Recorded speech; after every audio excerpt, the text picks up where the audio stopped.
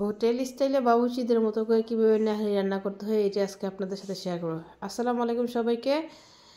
আমি এখানে গরুর পা নিয়ে নিলাম, নিয়ে ভালো করে পরিষ্কার করে ধুয়ে এটার সাথে দিয়ে দিলাম পরিমাণ মতন পেঁয়াজ কুচি, দিয়ে হলুদের গুঁড়া, মরিচের গুঁড়া, ধনিয়া গুঁড়া, জিরে গুঁড়া, গরম মশলা দিয়ে দিলাম তেল, আস্ত গরম মশলা, আদা বাটা, রসুন বাটা, পরিমাণ মতো লবণ দিয়ে মশলাটাকে পাগুলোর সাথে ভালো করে মিশিয়ে নিব।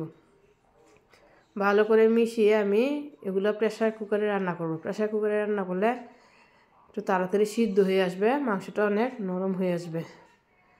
প্রেসার কুকারে দেওয়া হয়ে গেলে আমি যে বলটা ছিল বলটা ধুয়ে একটু পানি দিয়ে দিব, আর একটু পানি দিয়ে দিব পরিমাণ মতো, যাতে মাংসটা সিদ্ধ হয়ে আসে, ঝোলটা একটু মাখা মাখা হয়ে আসে।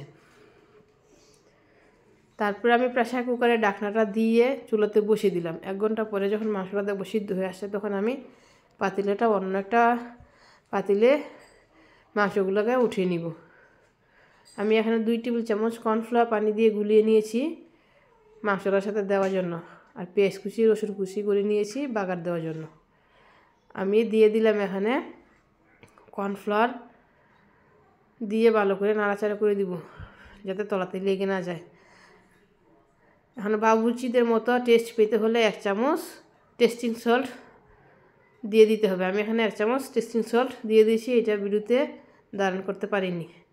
আর বাগারের জন্য পেঁয়াজ কুচি, রসুন কুচি নিয়ে নিলাম। পেঁয়াজটা যখন লাল লাল হয়ে আসে তখন আমি বাগারটা দিয়ে দিব। হয়ে গেলো আমার নেহারি রান্না। ধন্যবাদ সবাইকে।